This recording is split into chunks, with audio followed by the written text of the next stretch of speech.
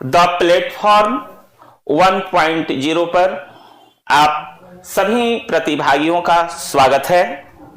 मैं अजय कुमार दुबे, हिंदी शिक्षक। BPSC teachers के लिए जो परीक्षाएं होती हैं उससे संबंधित अभ्यास प्रश्न लेकर उपस्थित हूं। बीपीएससी ने कोई पाठ्यक्रम, हिंदी का पाठ्यक्रम जारी नहीं किया है, लेकिन जिस तरह के प्रश्न किए जाते हैं अनुमान के आधार पर पाठ्यक्रम का निर्धारण हुआ है और जो विषय बिंदु हैं जिससे प्रश्न किए जाते हैं उसी से संबंधित ये प्रश्न का सेट है जो मैं करवा रहा हूं। आप ध्यान से सुने, समझें। निम्नलिखित रचनाकारों को उनकी रचना के साथ सुमेलित करके सही उत्तर चिन्हित करें। इधर रचनाएं हैं: नागमती वियोग, ब्रह्म राक्षस, झूठा सच, असाध्य वीणा।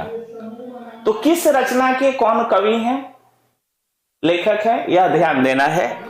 नागमती वियोग, यह मलिक मोहम्मद जायसी के पद्मावत से है। ब्रह्म राक्षस मुक्तिबोध की रचना है। झूठा सच यशपाल का है। असाध्य वीणा अज्ञेय का है। ये वर्णन नहीं, अज्ञेय ही नाम है। सच्चिदानंद हीरानंद वात्स्यायन अज्ञेय। आंगन के पार द्वार उनकी जो पुस्तक है, रचनाकार पूछता है तो आंगन के पार द्वार जो उनकी रचना है अज्ञेय की, जिस पर साहित्य अकादमी पुरस्कार भी मिला हुआ है, उसी काव्य संग्रह का एक पाठ है असाध्य वीणा। यूपीएससी के पाठ्यक्रम में भी यह है, इसलिए अब देखिए, आप मिला लीजिए। इसमें जो बी है, नागमती वियोग खंड 3, देखिए यहां ब्रह्म राक्षस 4, मुक्तिबोध, झूठा सच, यशपाल, असाध्य वीणा, अज्ञेय। तो बी जो है यह आंसर सही है 2 का। अब देखिए, वाणी जोड़ औचित्य का सही संधि शब्द कौन सा है? तो इसमें वाणी ई औ तो हो जाएगा यौ। ई और अ के मिलने से यह होता है, यह यण संधि के अंतर्गत आता है। स्वर संधि के जो 5 प्रकार हैं उसमें यण संधि का जो नियम है उसके अनुसार वाणी औचित्य जो है यह सही होगा। हिंदी के अतिरिक्त कौन सी भाषा देवनागरी लिपि में लिखी जाती है? तो आप देखें, सिंधी, पंजाबी, बांग्ला, नेपाली। इसमें नेपाली सही है। नेपाली के अतिरिक्त संस्कृत भी है, कश्मीरी है, डोंगरी है, कोंकणी है। तो ये सारी भाषाएं भी देवनागरी लिपि में लिखी जाती हैं। तो या इस विकल्प, ये जो बहुवैकल्पिक प्रश्न है इसमें नेपाली सही है। निम्नलिखित में से कौन सी बोली राजस्थानी हिंदी के अंतर्गत आती है? तो इसमें मगही, कन्नौजी, मेवाती, बघेली 4 विकल्प हैं। तो राजस्थानी हिंदी के अंतर्गत मेवाती सही है। इसमें जो मेवाती है वही है, मालवी भी है और भी बहुत सारी बोलियां हैं, है ना। तो इसमें मेवाती सही होगा।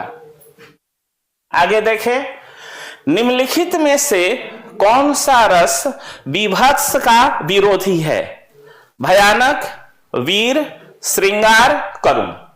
विभत्स जो है उसका स्थायी भाव घृणा है, तो उसमें घृणा की बातें होती हैं। तो उसके ठीक उल्टा विरोधी, विरोध में एकदम उल्टा कौन सा रस होगा? श्रृंगार रस। श्रृंगार जो है गलत लिखा हुआ है, श्रृंगार ऐसे लिखते हैं, ठीक है। चलिए, छत्ते किस प्रकार छंद है? किस प्रकार का छंद है? सम, विषम, अर्धसम, इनमें से कोई नहीं। तो ऐसे तो मैं अभी बता देता हूं कि यह विषम मात्रिक छंद है। मात्रिक छंद के अंतर्गत यह आता है विषम मात्रिक छंद। तो छंद पूरा पढ़ना पड़ेगा, तब जाकर स्पष्ट होगा कि कितने चरण होते हैं, किसमें कितनी मात्राएं होती हैं, ये सब पढ़ने के बाद पता चलेगा। फिलहाल जो बहुवैकल्पिक है, इसमें से मैं जो सही उत्तर है उसको बता देता हूं। विषम मात्रिक छंद है यह। प्रश्न में प्रयुक्त रस के लिए सही विकल्प चुनिए। हे खग मृग हे मधुकर श्रेणी, तुम देखी सीता मृग नैनी। अवधी भाषा में है, रामचरितमानस से ली गई पंक्ति है। वह प्रसंग है जब सीता का हरण हो चुका है और राम मृग से, पक्षी से, सबसे जीव जंतु से, जो भी सामने आता है, पेड़ पौधे से, सबसे पूछते हैं क्या तूने सीता को देखा है, मृगनयनी सीता को तुमने कहीं देखा है। तो यहां कौन सा रस है देखना है। करुण रस, रौद्र रस, संयोग श्रृंगार रस, वियोग श्रृंगार रस। तो श्रृंगार रस के दो पक्ष होते हैं, एक संयोग और वियोग। तो इसमें सीता से राम का वियोग है, वियोग में तड़प रहे हैं, उसे ढूंढ रहे हैं, तो यहां वियोग श्रृंगार रस हो जाएगा। निम्न शब्द के लिए उपयुक्त समास का चयन कीजिए। सुख दुख कौन समास है? द्वंद्व, द्विगु, अव्ययी भाव, कर्मधारय। अब पूरा समास पढ़ना पड़ेगा, समास की पूरी जानकारी होगी तब आप बताएंगे, क्योंकि प्रश्न तो कोई भी आ सकता है इसमें से। तो सुख दुख जो है यह द्वंद्व समास है। जिस समास के दोनों पद प्रधान होते हैं उसे हम द्वंद्व समास कहते हैं। सुख दुख, माता पिता, भाई बहन, इस तरह से प्रश्न आते हैं। चलिए, निम्न संधि विच्छेद की संधि के लिए सही विकल्प चुनिए। ठीक है, सु उक्ति, स में ह्रस्वकार है, यहां भी ऊ है, यहां भी ऊ है, तो ऊ मिलकर ऊ हो जाएगा, मतलब कि दीर्घ ऊ हो जाएगा। तो इसमें देखिए सुक्ति, स में यहां दीर्घ ऊ है ना, जैसे ऊ जोड़ ऊ, ये जब होगा तो हो जाता है ऊ, है ना। तो यहां सुक्ति जो है यह सही है, दीर्घ संधि है यहां। निम्न शब्द में प्रयुक्त सही उपसर्ग का चयन कीजिए। उपसर्ग जो होते हैं वे शब्दांश होते हैं, ऐसे शब्दांश जो शब्द से पहले लगकर उसके अर्थ में परिवर्तन ला देते हैं, उसे हम उपसर्ग कहते हैं। तो निम्न शब्द में प्रयुक्त सही उपसर्ग का चयन कीजिए। शब्द है उत्कर्ण, तो उत्कर्ण में उत, उद, उप, अ। स्पष्ट है कि पहले उत है, यहां आधा त है, यहां में त में हल है, यह सही होगा। तत्सम शब्द वाला विकल्प चुनिए। अब इसमें से कौन सा शब्द तत्सम है? संस्कृत के ऐसे शब्द जो ज्यों के त्यों हिंदी में प्रयुक्त होते हैं उन्हें हम तत्सम कहते हैं। कान्ह, कन्हैया, किशन, कृष्ण। कृष्ण जो है यह सही विकल्प है। हिंदी की आदि जननी क्या है? माने कहां से हिंदी की उत्पत्ति हुई है? प्रारंभ में, सबसे प्रारंभ का बतलाना है। पाली, संस्कृत, अपभ्रंश, प्राकृत।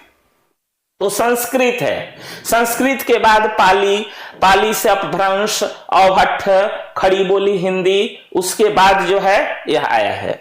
तो यहां संस्कृत सही विकल्प है। ठीक है, आगे बढ़ते हैं। मिठास शब्द में किस प्रत्यय का प्रयोग हुआ है? मीठा, ठास, आस, प्यास। आस, मीठा में आस लगा दीजिए, तो मीठा, वहां भी आ और इधर आस, तो आ मिलकर भी आ, दीर्घ स्वर संधि है। तो यहां आस सही विकल्प है। जिस समास का पूर्व पद माने पहला पद प्रधान हो उसे कौन सा समास कहते हैं? तो पूर्व पद प्रधानो अव्ययी भाव, यह सूत्र ही है, तो अव्ययी भाव समास सही है। ठीक है, आगे देखते हैं। अक्ल का दुश्मन मुहावरे का अर्थ है, प्रयोग प्राय हम लोग करते हैं कि क्या तुम अक्ल के दुश्मन हो, महामूर्ख, सही है। खग जाने खग की भाषा, लोकोक्ति का, लोकोक्ति यहां सही नहीं है,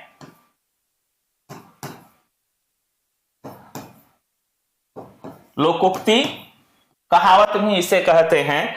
लोकोक्ति का उचित अर्थ नीचे दिए विकल्पों में से बताइए।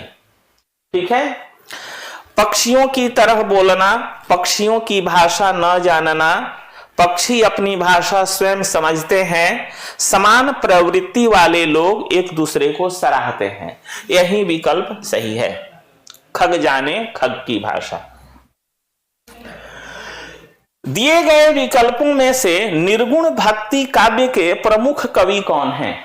सूरदास, कबीर, तुलसीदास, केशव। कबीर निर्गुण ब्रह्म के उपासक थे, बाकी सब सगुण है। पृथ्वीराज रासो किस काल की रचना है? आदिकाल, रीतिकाल, भक्तिकाल, आधुनिक काल। तो आदिकाल की रचना है। इसे आचार्य रामचंद्र शुक्ल ने वीर गाथा काल भी कहा है, वीर गाथा काल। अतिरिक्त जानकारी भी आप लेते चले कि वीर गाथा काल किसने कहा है, तो आचार्य रामचंद्र शुक्ल ने। आदिकाल को आदिकाल नाम दिया पंडित हजारी प्रसाद द्विवेदी ने, तो आदिकाल सही है। और पृथ्वीराज रासो के रचयिता चंद्रबरदाई। क्रियापरक व्याकरणिक कोटि चिन्हित कीजिए। चिन्हित में पहले चिन्ह ऐसे होता है, अचिन्हित ऐसे लिखेंगे। यहां देखिए, कारक, लिंग, वचन, पक्ष, इसमें कारक सही है। क्रिया के साथ जिसका साक्षात संबंध हो उसे कारक कहते हैं। प्रश्न निर्माण कुछ उचित नहीं लग रहा है, बच्चों को जल्दी समझ में नहीं आएगा, लेकिन यहां समझना पड़ेगा। क्रिया परक व्याकरणिक कोटि चिन्हित कीजिए, मतलब क्रिया के अनुसार जो है बाकी शब्दों का प्रयोग होता है, क्रिया के साथ बाकी शब्दों का, वाक्य के अन्य पदों का क्या संबंध है, यह कारक दर्शाता है। चलिए ठीक है, आगे बढ़ते हैं। चूड़ी अच्छी थी में थी कौन सी क्रिया है? अब पूरी क्रिया आप पढ़ेंगे कर्म के आधार पर, रचना के आधार पर, तो ये सब जब पढ़ेंगे तब जाकर पता चलेगा। फिलहाल मैं बता देता हूं कि यह योजक क्रिया का उदाहरण है। इनमें से कौन भक्तिकालीन कवि नहीं है? नहीं है, देखिए, बिहारी, सूरदास, कबीरदास, तुलसीदास। तो सूरदास, कबीरदास, तुलसीदास ये सब भक्ति काल के हैं, बिहारी नहीं है। ये रीति काल के प्रसिद्ध कवि थे बिहारी लाल। ठीक समय पर कारक है आ जाना। होना चाहिए कि ठीक समय पर आ जाना, ठीक समय पर आ जाना। तो इसमें कौन सा कारक है? समय पर। यह जो समय पर है इसी में कारक है, बतलाना है। तो अधिकरण कारक का चिन्ह होता है में पर। तो यहां कर्म, करण, संप्रदान, अधिकरण, तो अधिकरण कारक सही है। अब पूरा कारक पढ़ना पड़ेगा कि कौन सा कारक आ जाएगा, कहां बतलाना पड़ेगा। जो भी आप पढ़ रहे हैं उस टॉपिक को पूरा पढ़ना पड़ेगा कि कहीं से भी प्रश्न आ सकता है। मंदिर मंदिरा युग्म का उपयुक्त अर्थ वाला युग्म कौन सा होगा? मंदिर मंदिरा, अब देखिए, पूजाचर पुजारी, घर सवारी, गुफा बड़ी गुफा। तो यहां देवालय अश्वशाला, तो मंदिर का देवालय हुआ अर्थ, मंदिरा का अश्वशाला, तो यह सही है। मंदिर मंदिरा, हालांकि मंदिरा त्रुटिपूर्ण है, वह शब्द सही होता है मंदुरा। परीक्षा में मंदुरा है तो यही समझिएगा। प्रश्न पत्र निर्माण करने वाले अपने ढंग से किए हैं, मैं उन पर कोई टिप्पणी करना नहीं चाहता, लेकिन यहां मंदिरा है, ठीक है, उससे अधिक मिल नहीं रहा है किसी उत्तर से, यही सही है, लेकिन मंदिरा से अच्छा शब्द है मंदुरा। निम्नलिखित में मिश्र वाक्य है। रचना के आधार पर वाक्य के जो 3 प्रकार होते हैं, सरल या साधारण वाक्य, मिश्र या मिश्रित वाक्य, संयुक्त वाक्य, अब आपको इसमें से चुनना है। मेरे आते ही वर्षा होने लगी, उसके जाने के बाद वर्षा होने लगी, वह घर से निकला और वर्षा होने लगी, जब ही वह घर से निकला वर्षा होने लगी।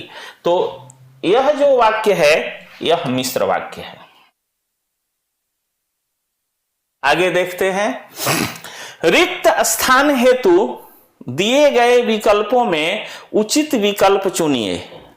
रामू की डैश केवल इसलिए हुई क्योंकि राजीव उसकी डैश अधिक बुद्धिमान है।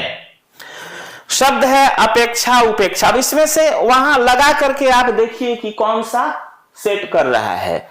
तो रामू की उपेक्षा केवल इसलिए हुई क्योंकि राजीव उसकी अपेक्षा अधिक बुद्धिमान है।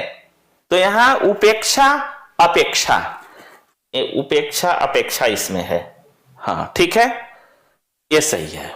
उपेक्षा अपेक्षा, यहां उपेक्षा यहां अपेक्षा। निम्न पंक्ति में सही अलंकार का चयन कीजिए। पानी बीच मीन प्यासी, बीच दूसरे ढंग से लिखा जाएगा, मोही सुनी सुनी आवे हासी। एक कबीर की पंक्ति है, उनके पद से है कि पानी बीच मीन प्यासी, मोही सुनी सुनी आवत हासी, आतप ज्ञान बिना सब सुना, क्या मथुरा क्या काशी, घर की वस्तु धरे नहीं सूझे, बाहर खोजन जासी। तो एक पद है, उसमें से एक पंक्ति है। आप देखिए इसमें कौन सा अलंकार है? विभावना, अतिशयोक्ति, विशेषयोक्ति, उपमा। विशेषोक्ति जो है यह सही है। कारण के रहने पर भी जहां कार्य नहीं हो वहां विशेषोक्ति अलंकार होता है। पूरा अलंकार पढ़ना पड़ेगा। निम्नलिखित विकल्पों में से किस विकल्प में सही शब्द व्यक्तिवाचक संज्ञाएं हैं? अब इसमें से देखना है कि कौन सा विकल्प है जिसमें सब व्यक्तिवाचक संज्ञाएं हैं। राम, रामचरितमानस, गंगा, कृष्ण, कामायनी, मिठास, लखनऊ, आम, बुढ़ापा, ममता, वकील, पुस्तक। इसमें आप देखें राम, रामचरितमानस, गंगा, यही सही है। तीनों व्यक्तिवाचक संज्ञा का उदाहरण है। आशिक शब्द में प्रत्यय क्या है? तो प्रत्यय ऐसे शब्दांश होते हैं जो शब्द के अंत में जुड़कर उसके अर्थ में परिवर्तन ला देते हैं। तो यहां अ, क, इक, शिक, इक प्रत्यय है, आशिक है ना। आश में इक प्रत्यय लगने से शब्द बना आशिक। वाच्य होते हैं 3 प्रकार के, 7 प्रकार के, 6 प्रकार के, 5 प्रकार के। तो 3 प्रकार के होते हैं, कर्तृवाच्य, कर्मवाच्य, भाववाच्य। निम्न में भाववाच्य बताइए। तुम फूल तोड़ोगे, अब चला जाए, बच्चे खेल रहे हैं, पुस्तकें लिखी जाएंगी, पुस्तकें लिखी जाएंगी, सब में पूर्ण विराम होना चाहिए। चलिए ठीक है, समझने से मतलब है। तो अब चला जाए यही भाववाच्य का उदाहरण है, सही। निम्न में सममात्रिक छंद का कौन सा उदाहरण है? सममात्रिक छंद, दोहा, सोरठा, चौपाई, सभी। इसमें चौपाई जो है यही सममात्रिक छंद का उदाहरण है ना। बराबर बराबर मात्राएं रहती हैं इसमें। दिए गए वाक्य में एक शब्द रेखांकित है, उस शब्द में प्रयुक्त उपसर्ग किस कोटि की है, चिन्हित कीजिए। विद्यालय का उप प्रधानाचार्य जिम्मेदार व्यक्ति होता है। यहां तत्सम है, ततयम लिखा गया है, ये स है। तत्सम उपसर्ग तद्भव विदेशज देशज, तो ये तत्सम उपसर्ग का उदाहरण है। उप का अर्थ होता है समीप, निकट। तो उप प्रधानाचार्य, तो यहां उपसर्ग है उप। प्रत्यय होता है शब्दांश, वाक्यांश, पद्यांश और पद्यांश। 2 बार पद्यांश आ गया, कोई बात नहीं, सही विकल्प यही है शब्दांश। प्रत्यय होता है शब्दांश, ठीक है। अब देखिए उद्यान का शुद्ध वर्ण विच्छेद है। देखिए उ, द, य, यहां भी जोड़ होगा, आ, न, अ, उ, द, य, अ, न, अ, उ, द, य, आ, न, अ, द, य, अ, न, अ। इसमें देखिए होना क्या चाहिए, जो भी व्यंजन वर्ण है उसमें हलंत होना चाहिए। अब सब में मैं नहीं लगा रहा हूं, देखता हूं क्या सही है। हाँ देखिए, हाँ सही है, ये सही है ना।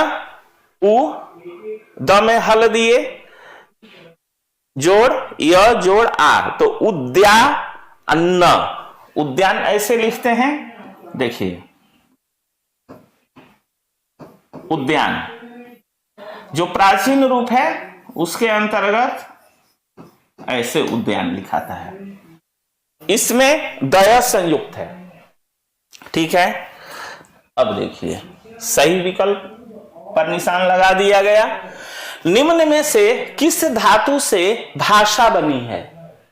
भाक, भाष, वाक, बद। तो भाष जो धातु है इसी से भाषा बनी है।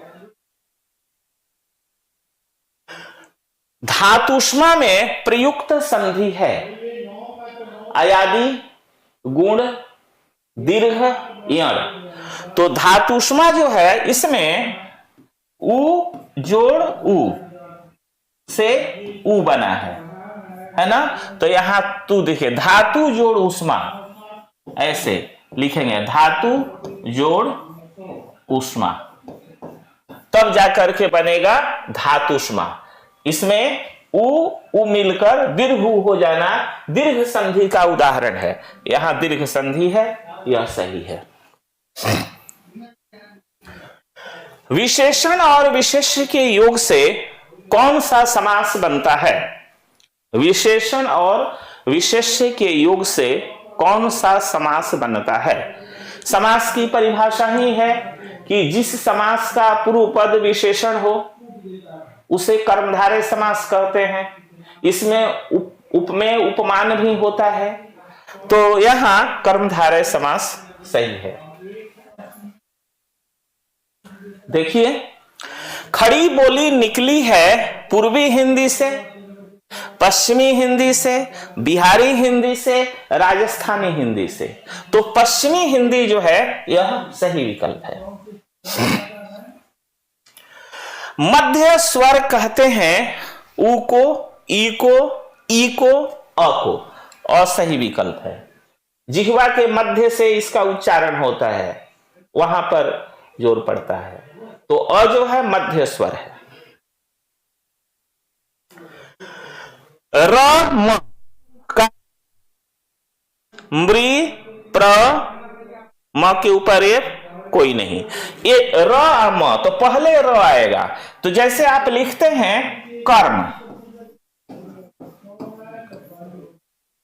कर्म लिखते हैं, धर्म लिखते हैं, तो कर्म लिखते समय म से पहले र का उच्चारण हो रहा है, इसलिए ये सही है।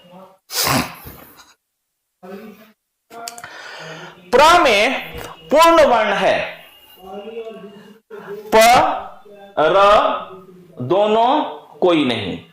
प्र जब हम बोलते हैं प्र, तो प्र में र, प्र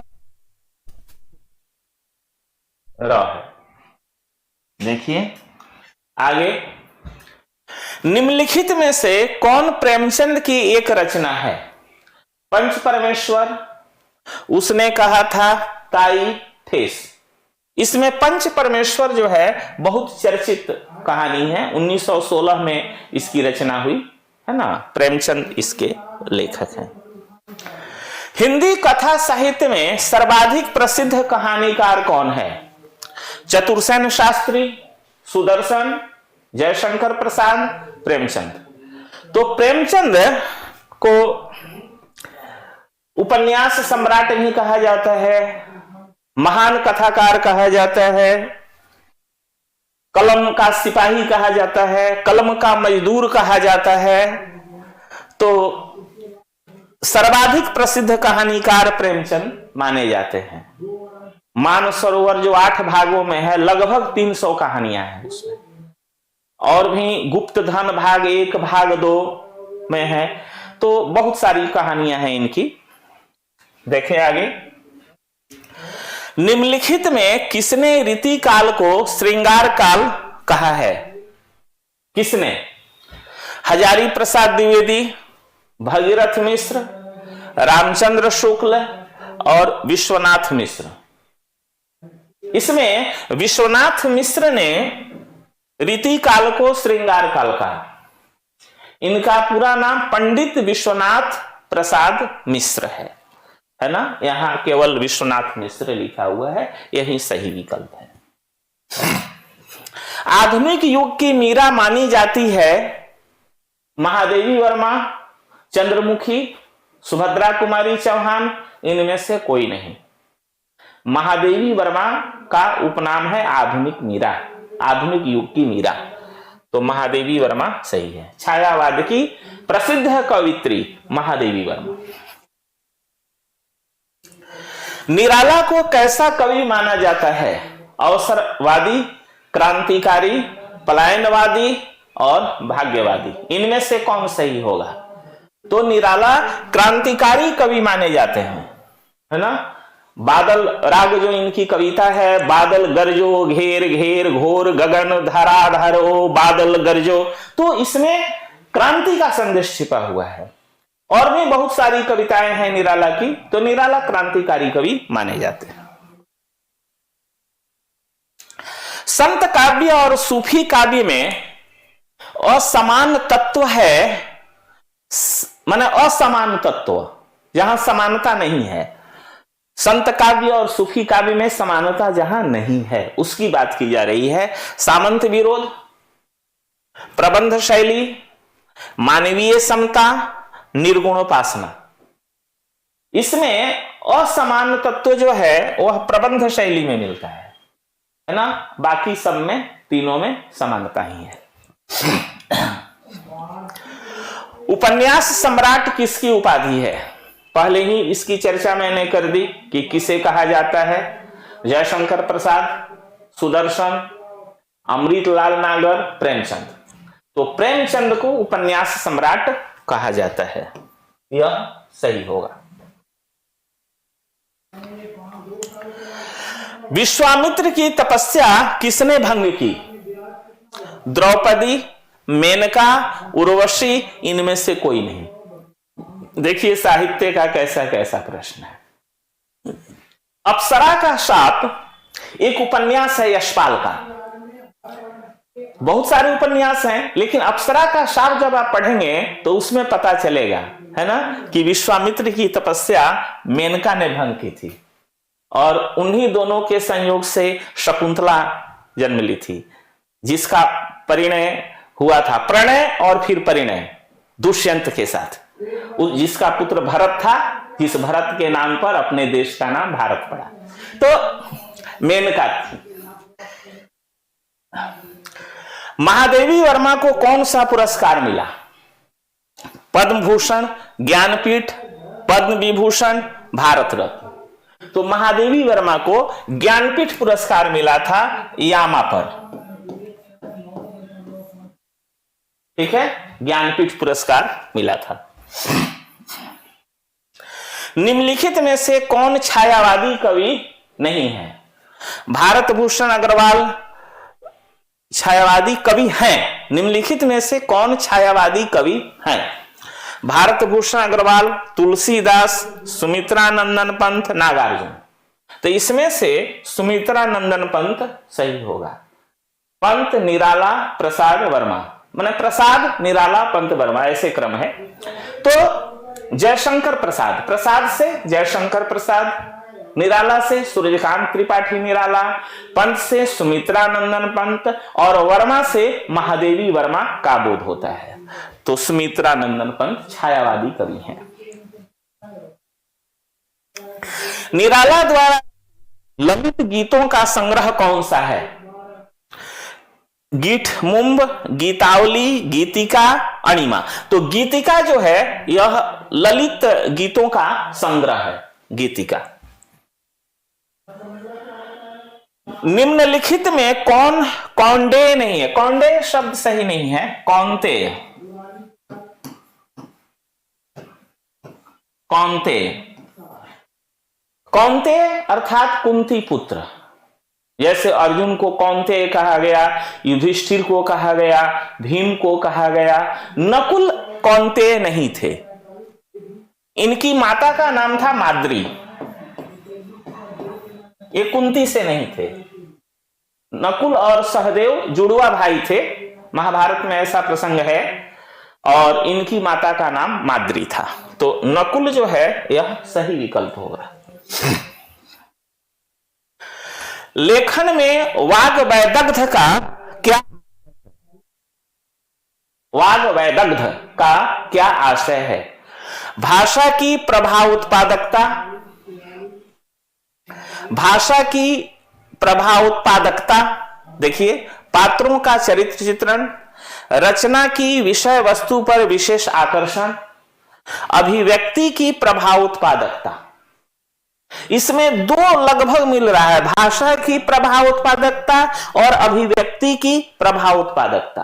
अब इसमें से भी सबसे सटीक जो है यही है ना?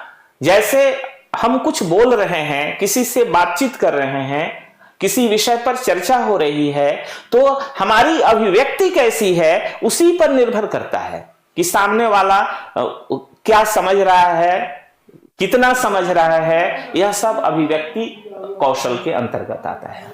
चलिए, ये सही होगा। आगे देखें, महावीर प्रसाद द्विवेदी सरस्वती के संपादक कब बने? 1901 में, 1902 ईस्वी में, 1903 में, 1904 में। तो 1903 जो है यह सही विकल्प है ना? पत्र पत्रिकाओं से भी प्रश्न आते हैं, उसे भी देखा जाएगा। 1903 सही है। रीति काल में काव्य रचना का प्रमुख प्रयोजन था। अब क्या प्रयोजन था, उद्देश्य?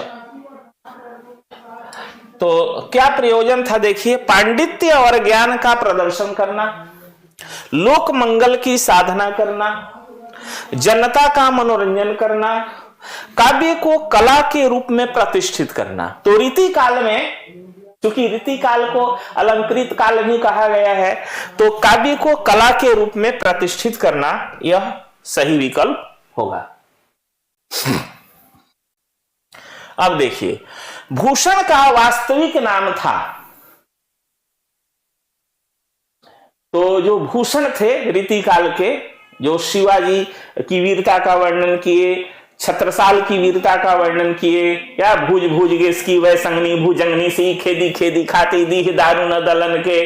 तो ये सब जो चर्चा जिन्होंने की, देखिए, बिल्कुल ब्रज भाषा में लिखते थे भूषण। तो उनका वास्तविक नाम क्या था, उसकी बात यहां हो रही है। घनश्याम, राम बिहारी, रास बिहारी और कृष्णदास। घनश्याम सही है, इनका पूरा नाम घनश्याम था। आगे देखें, रीति काल में किस भाषा का साहित्यिक सौंदर्य पूर्ण रूप से व्यंजित हुआ है? व्यंजित। रीति काल में किस भाषा का साहित्यिक सौंदर्य पूर्ण रूप से व्यंजित हुआ? अवधी, ब्रज, मैथिली, खड़ी बोली। यहां दो बार आ गया है, ब्रज ही सही है। रीति काल के जो कवि थे ब्रज भाषा में रचनाएं किया करते थे, यही सही है, ब्रजभाषा। भवानी प्रसाद मिश्र की कविताएं किस सप्तक में है? भवानी प्रसाद मिश्र की जो कविताएं हैं वह किस सप्तक में है? तो अज्ञेय के द्वारा जो सप्तक है, तार सप्तक, उस तार सप्तक की बात हो रही है। तो तार सप्तक में 7-7 कवियों की रचनाएं संकलित होती रही है ना। तो इसमें दूसरा सप्तक सही है। भवानी प्रसाद मिश्र की कविताएं किस सप्तक में है? तो दूसरा सप्तक में है। चलिए ठीक है, उसके बाद देखते हैं। भरत मुनि के अनुसार रसों की संख्या है। भरत मुनि के अनुसार रसों की संख्या है 8, 9, 11, 10। 8 सही विकल्प है। बाद में 9 रस हुए, अभी 11 रस भी बच्चे पढ़ रहे हैं। भक्ति रस और वात्सल्य रस बाद में आकर के जुड़े हैं। चलिए, लेकिन भरत मुनि ने 8 रसों की चर्चा की है।